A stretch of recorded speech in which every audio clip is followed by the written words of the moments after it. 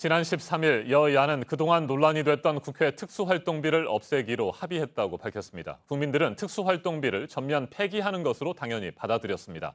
하지만 실제로는 교섭단체에 배정된 특활비만 포기하고 의장단과 상임위원장 몫의 특활비는 절반을 남겨두기로 한 겁니다. 완전 폐지가 아닌 반쪽 폐지라는 꼼수에 비판이 커지고 있습니다. 최창렬 용인대 교수와 자세하게 짚어보겠습니다. 안녕하십니까? 네, 안녕하세요. 네, 교수님. 네. 정치인들의 비상식적이고 아나무인식의 이 꼼수에 또 한 방 얻어맞은 느낌입니다. 어떻게 보세요? 좀 이해가 안 가는 게 특활비 이제 폐지해야 된다는 여론이 이제 거세다 보니까 처음엔 특활비 폐지 얘기를 안 했다가 이제 했어요. 그래서 저도 이제는 그래도 국민 여론을 듣는구나 이렇게 알았는데 지금 말씀처럼 교섭단체 몫만 폐지한다고 발표를 한 거였어요, 사실은.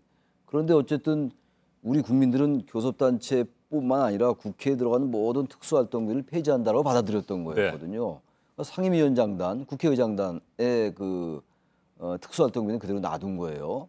현재 특수활동비 전체가 62억인데 15억만 폐지한다고 얘기한 거였거든요. 근데 그거를 그렇게 일단 정확하게 발표를 하고 그 다음에 또 논의를 한다든가 이렇게 돼야지 아예 그 자체를 마치 전체를 폐지하는 것처럼 좀 심한 말일지 모르겠습니다만 어떻게 보면 국민을 속이는 눈 가리고 아웅하는 이러한 그 비판이다. 이 비판에 직면할 수밖에 없다고 일단 생각합니다. 네, 문희상 국회의장은 의정사의 남을 쾌거다 이렇게 거창하게 자평까지 하지 않았습니까? 그런데 반쪽 삭감, 꼼수 폐지 뭐 이런 논란에 다시 휩싸이고 있습니다. 국민을 이렇게 우롱해도 되는 것인가 이런 생각도 들어요. 그러니까 특수활동비를 폐지할 생각이 없는 거예요. 자신들이 누리고 있는 기득권을 지키겠다라는 것이고 더군다나 문희상 국회의장이 누굽니까? 근데 이분이 이렇게 꼼수를 부리는 거는 저도 놀랐어요, 진짜. 이거는 정말 국민들을 우롱하고 속이는 거라고 해석할 수밖에 없습니다. 62억 중에서 15억만 폐지하면서 다 폐지하는 것처럼 받아들이게끔 얘기했던 이런 거잖아요. 그리고 또 하나가 앞으로 말씀을 하시겠습니다만 이 특수활동비라는 게 다들 알다시피 정보나 사건 수사 그리고 기밀을 요하는 국가 안보에 관련된 것들이에요. 근데 이게 지금 국회 특수활동비가 무슨 국가 기밀을 요하고 뭐 정보나 사건 수사를 하는 데가 아니잖아요.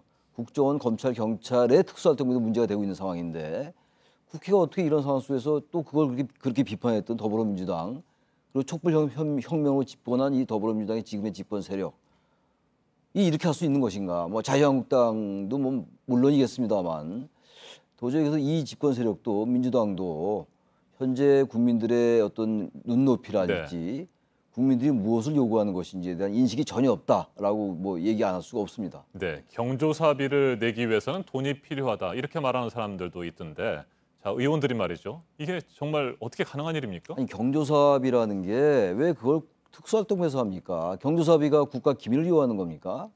일단 이해가 되질 않아요. 상식이 어긋나요. 그러한 상식이 어긋나는 그 잘못된 관행들이 계속 유지돼 왔던 거예요. 그래서 그런 거 고치자고 정권 바꾼 거 아닙니까? 그래서 그런 거 고치라고 촛불혁명했고 조기 대선했고 이랬는데 여전히 의원들은 그런 부분들에 대한 인식이 전혀 없어요. 어떻게 경조사를 그 국민의 세금으로 낼 수 있어요? 그리고 또 하나는요. 의원들에게 또 자신들의 개인 후원회들도 있어요. 업무 추진비도 있고 예비금도 있고 특정 업무 경비도 있고 굉장히 많습니다. 이것만 있는 게 아니에요.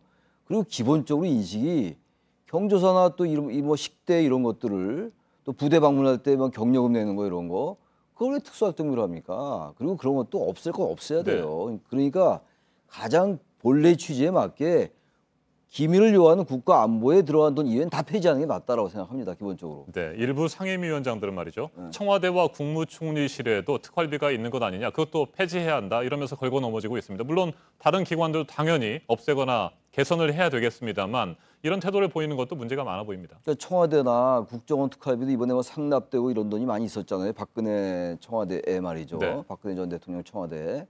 그런 것들도 잘못된 거죠. 청와대나 국정원이나 또 검찰, 경찰에도 특수활동비가 있는 것들 그 부분도 잘 들여다봐서 정말로 기밀을 요하는 정보나 사건 수사에 필요한 거는 존치시키되 그렇지 않게 운영하는 게 아마 많을 것으로 이게 추측이 돼요. 그런 거 고쳐야죠.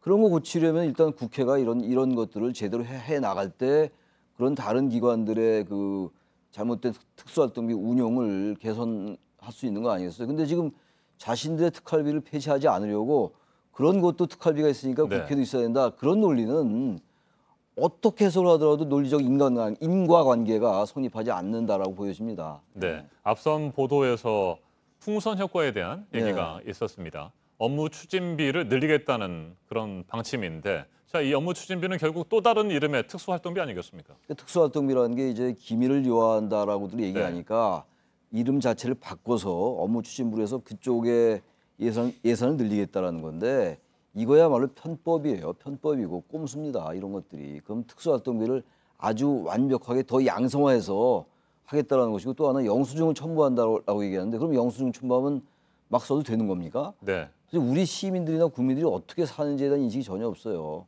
이분들은 국회의원이라는 분들은 뭐 다 그런 건 아니겠습니다만 기본적으로 의정활동이 의원들의 주 업무입니다. 입법활동. 근데 입법활동에 뭐가 그렇게 무슨 뭐 의원들 해외 출장할 때 그 뭐 경력금 주고 장도금 주고 해외 출장할 때 출장금 다 나오거든요. 그럼 그거 되는 거 아닙니까? 근데 왜 그 경력금 주고 금일봉 주고 봉투 주고 그렇게 해서 권위주의 때부터 쭉 유지돼 왔던 겁니다. 그거. 이제 고칠 때가 됐죠.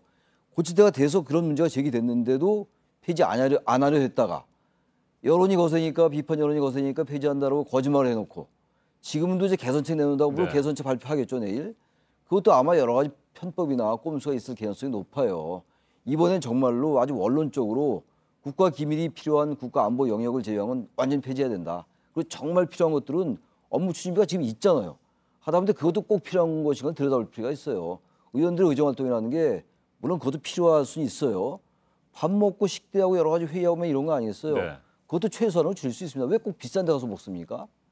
일반 우리 대학 같은 경우도 그거 상상할 수 없는 것들이거든요. 왜 의원들만 항상 이런 식으로 유지돼 갖고 이걸 관행이라고 유지하려 하는 이런 이건 특히 더불어민주당이 이런 모습을 보인다는 거, 문희상 국회의장이 이건 도저히 그분들에게 실망 안 할 수 없다고 생각합니다. 네. 아, 국회의원들 기회가 있을 때마다 기득권과 특혜를 포기하겠다 이렇게 말은 하면서도 정작 자신들의 돈과 관련된 문제에서는 이런 이중적인 모습을 보이고 있는 것 같습니다. 최창렬 교수님 말씀 잘 들었습니다. 네.